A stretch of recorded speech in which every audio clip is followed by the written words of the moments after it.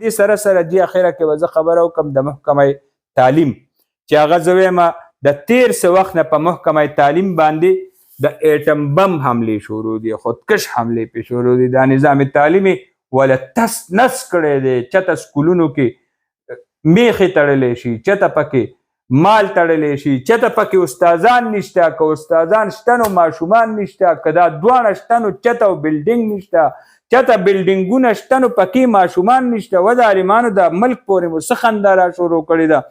زه د اعلی ادارو نه مقتدر ادارو نه چې کوم کار کولو والا دي، کوم چې د دې ملک د بنیادونو حفاظت کولو والا دي، کوم چې د دې ملک سیاسي مذهبي او نظریاتي او تعلیمي او هر لحاظ سره د بنیادونو د هغې حفاظت کولو والا ادارې دي، د هغوی ته زه یو ریکویسټ کوم، دواړه لاسونه ورته جوړه کوم چې خدای دپاره د تعلیم دا زمونږ دپاره ډېر لوی اهمیت حامل دی.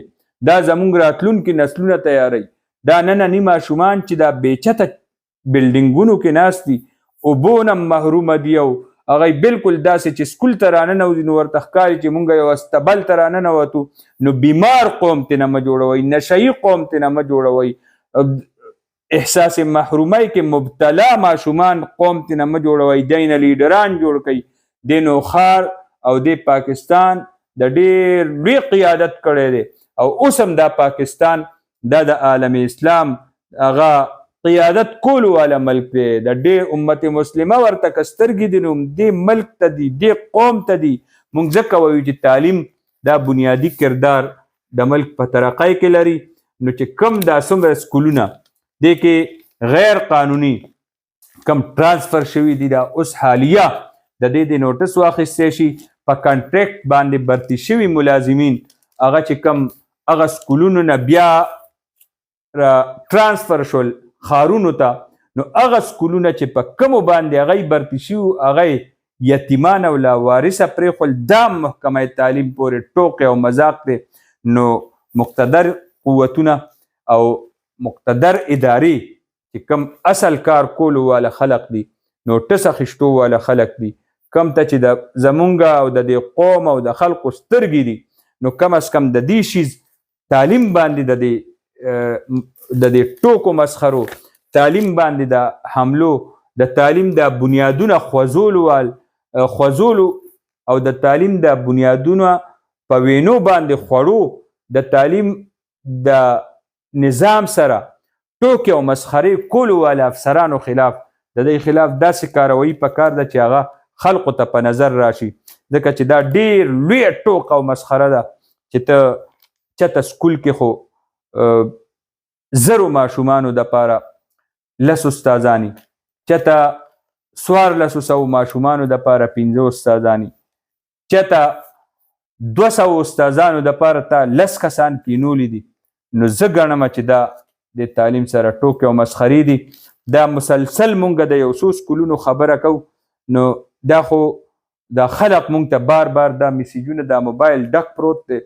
نو د دې زه سکرین شاټونه به په دې صدای نوشیره شیر کړم. شاه حسینو سکول دی جي لیبارټري پکې نشته، دا به مونږ له ساینسدانان تیاروي.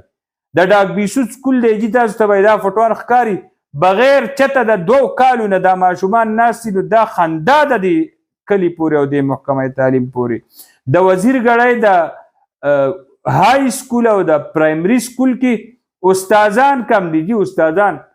نو ته ماته ووایه چې یو استاد 150 ماشومانو ته سبق کولی شي او هغه باندې ته 200 ماشومان هغه ته کینې، نو هغه هم ترېنه ځان خلاصوي که نه.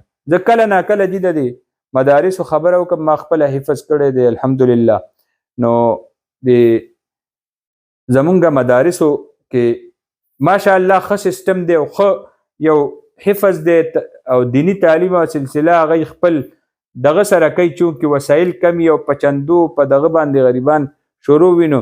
یو استاد باندې په دې مدرسو کې د حفظ یو کلاس یو پکې 200 ماشومان یا یو استاد به بیا 100-200 کسانو ته هغوی نه سبق اورېدل، د هغوی سبکي پاره اورېدل، د هغوی منزل اورېدل. نو 3-4 سیشنه د ورځې کېږي دا یو استاد چې کوي که نه دي. نو هغه بیا دا ماشوم ډیر په بیړه باندې هغه سبق وای، زر زر سبق وای. د هغې یو نقصان ما ته مخې ته راغلی دی چې زمونږ څومره حفاظ کرام اکثریت چې کم دی ما محسوس کړي دي چې کم تجوید بیا ووایي او کم بیا هغه په هغې باندې وخت تیر کړي، نو د هغې خو سلسله ښه وي.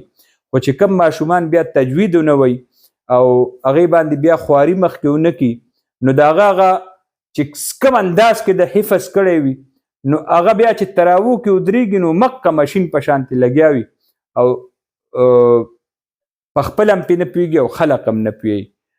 نو دقسې د سکولونو کې چې کم په یو استاز باندې فرض که ته 500 ماشومان کښېنې نو خو هغه به نه ځان پوهولی شي او نه به هغه ماشوم پوهولی شي، نو راتلونکي وخت ته به تا ته بیا څه درکوي. نو په دې نظام تعلیم باندې ډیر زیات نظر پکار دی. ما د مدارسو خبره وکړه نو زموږ ملګري خفه کېږي نه، خو دا هم یو حقیقت دی.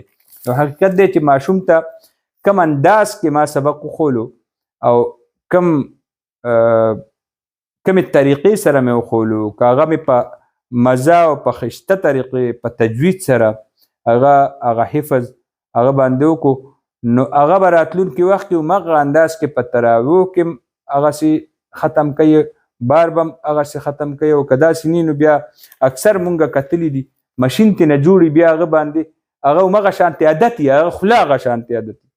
او زموږ خو تجربه شوې ده، ما خپل په دې مرحلې نه تېر شوی. نو مدارسو ته هم دې سلسله کې ډېر سوچ پکار دی.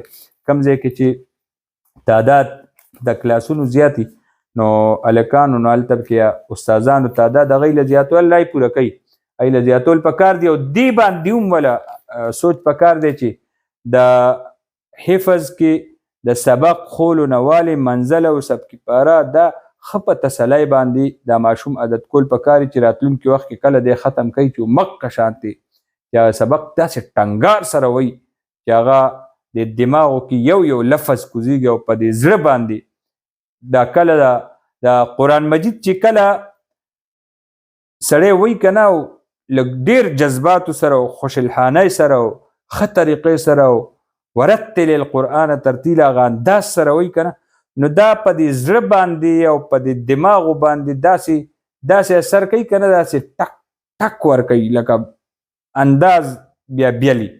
او کله چې هغه ډېر په بیړه او په دغه باندې ویلی کېږي نو هغې بیا مطلب دا دی الله تعالی قرآن کې حکم دی وایي دا به په ښایسته انداز وي. نو چې ته کله په بیړه وی نو بیا ځان خلاصیت چې ترې راشي نو بیا الټا د عذاب باعث جوړېدی شي.